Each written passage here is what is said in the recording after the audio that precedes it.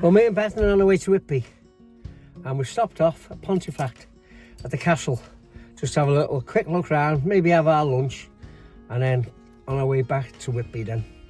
Well, not on our way back, but on our way to Whitby. Yeah. Silly me. It looks a nice place, though. Yeah, it certainly does anyway, yeah. Anyway, we'll let you know how we get on.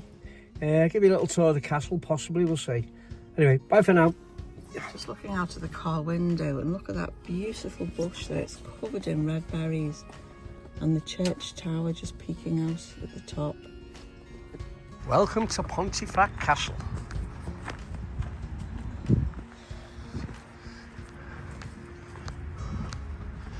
Head inside to discover stories of starvation, destruction, royal affairs, and licorice farming. Oh, very interesting.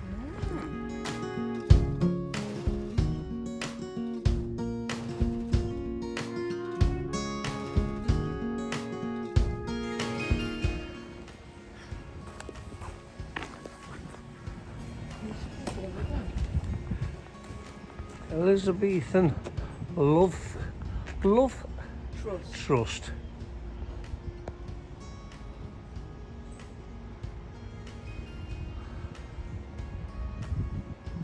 First debtors' prison in England. There's what? Debtors' prison.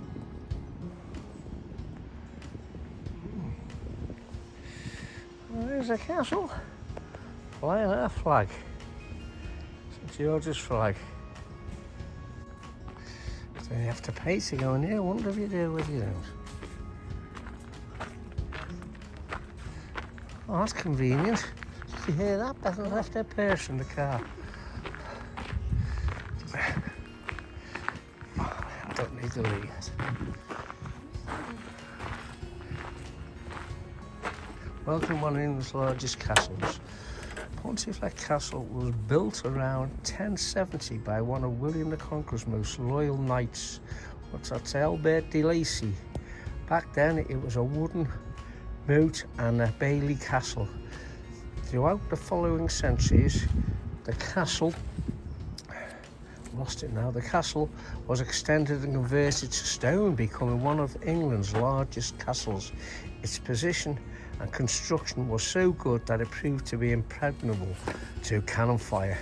Yet the keep to your left is in ruins. Explore the site and find out why. Yeah, the name Pontefract means broken bridge. Ah. Nice and warm with a woolly jumper. Yeah. Was it a shoe? Yeah. Bethan's befriended a little dog.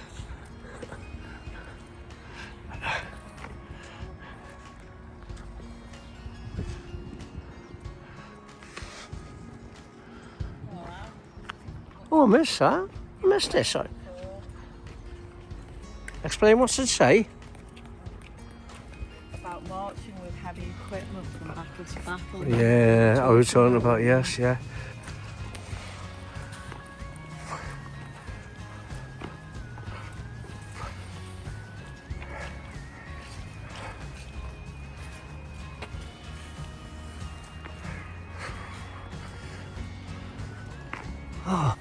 On the 17th of January 1645, Pontefract Castle came under fire. 5 days of heavy fire from parliamentarians' troops positioned near Pontefract Marketplace.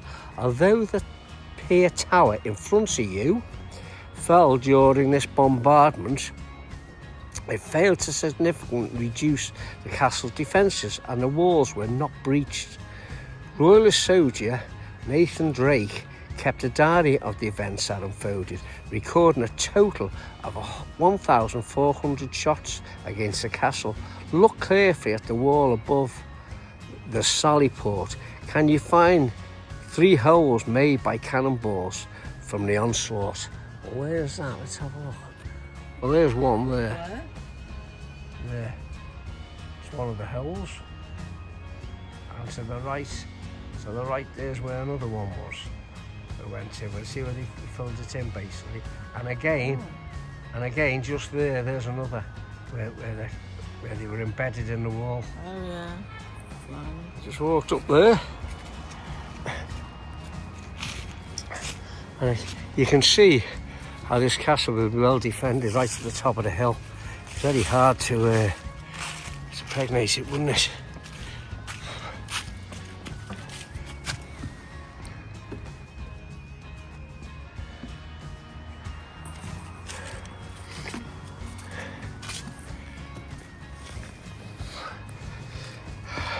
I just told Beth this was a dead end, but obviously not.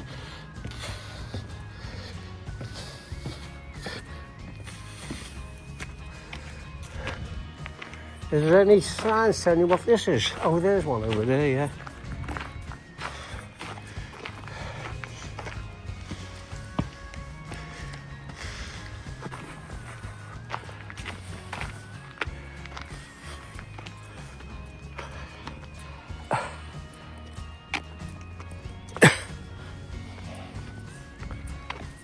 Is that anything of significance?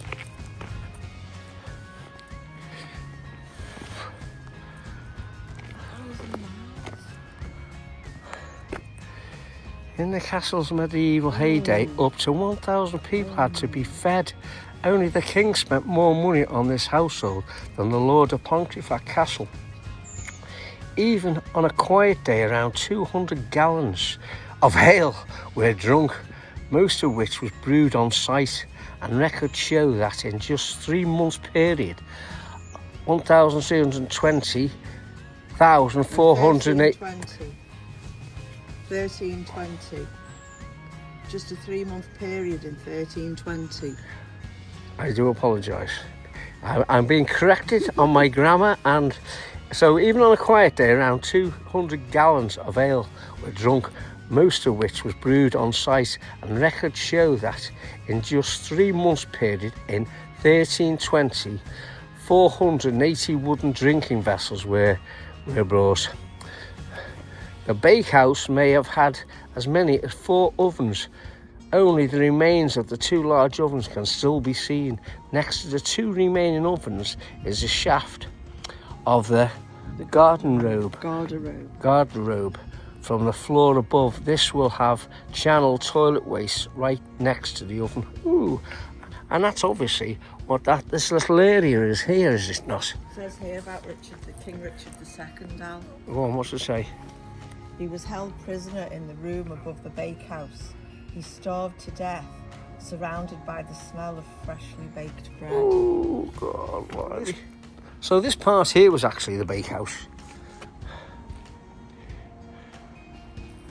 Interesting.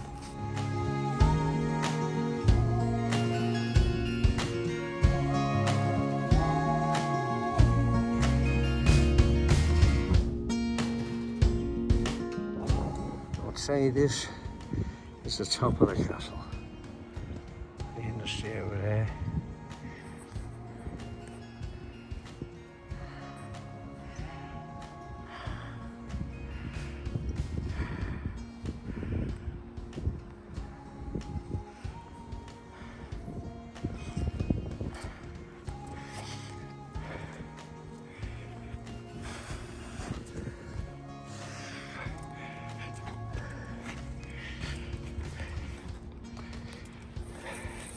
Oh, I'm so sorry about all the huffing and puffing. I don't realise I'm doing it until I listen back on the video. Anyway, I'm sorry.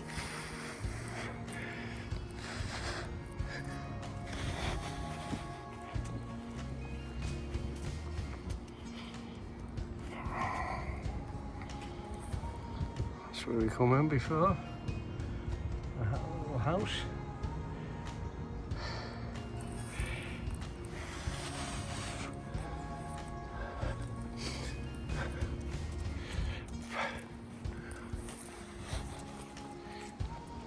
Walk around the Inner Bailey. This area was used as a field for growing licorice 250 years ago. In 1760, George Dunhill dried the plant roots, to make his famous licorice sweets called Pontefract cakes. Ooh. Have you ever tasted one?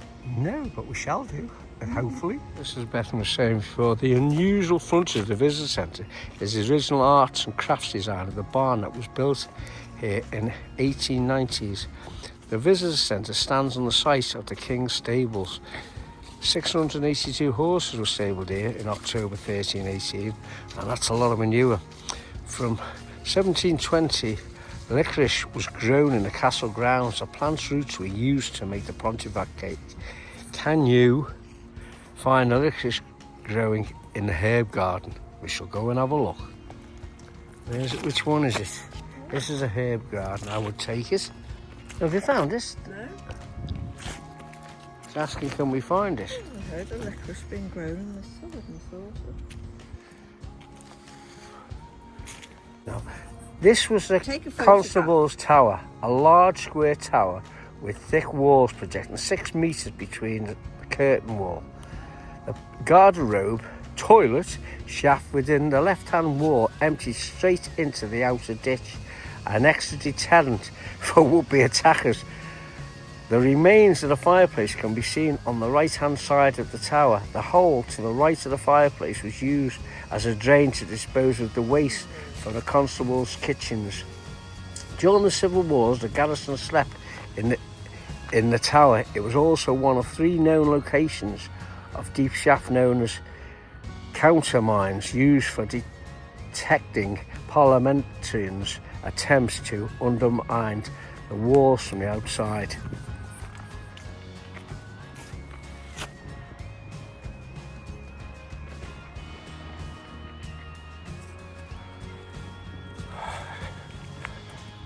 I think Bethan's getting a bit fed up with me now talking.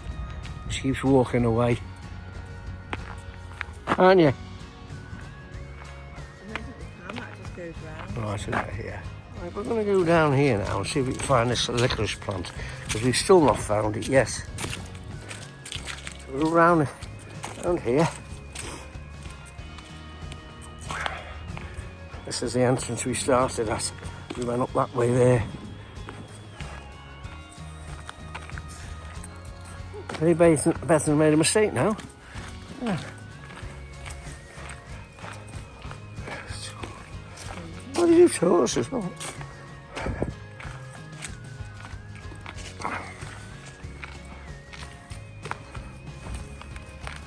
What's that one there?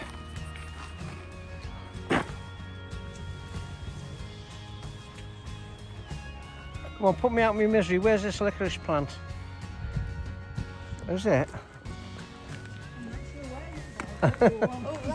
Oh, there it is. See? Thank you very much. Is there any smell to the leaf? Part of the bean family. Part of the bean family. The flavour comes from the root. Ah, this has grown since 2300 BC, but was made famous by George Dunhill.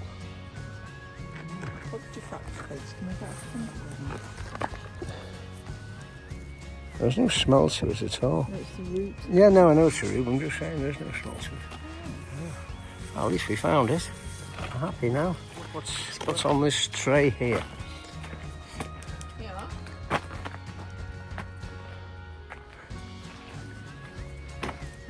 What does that say? Grizzly. Darlington air crash just before midnight on Saturday 18th of September 1943. A Halifax bomber, BB-245, crashed into Chapel Hill, Darlington, and as a result 12 people died. As there wasn't enough room at the hospital morgue, the barns at Pontefract Castle were used to store the bodies. Oh.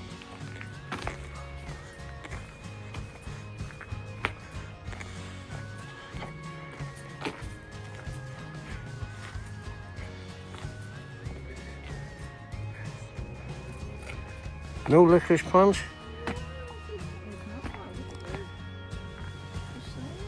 Yeah. This is where we were before when Esme was having a look at the dog, and we went up there, didn't we? But there's a little entrance here just going underneath the castle or inside the castle, so we bypassed. So I just want to go and have a little look, see if there's anything of interest in here.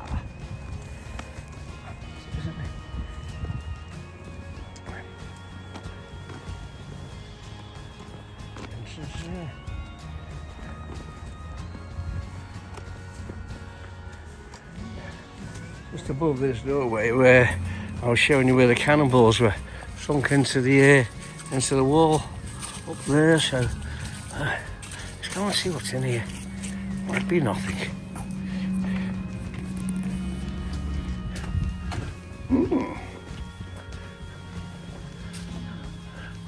Nothing, basically.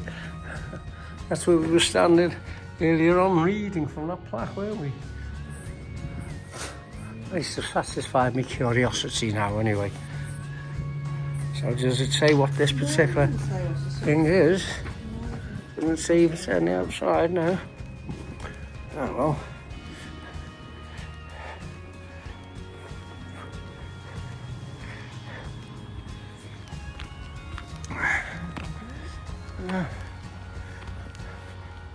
Back to the entrance. Hello. Yeah, thank you for visiting. Yeah, there is a nice little place. Yeah. Oh well, that concludes our little visit to Pontefract Castle.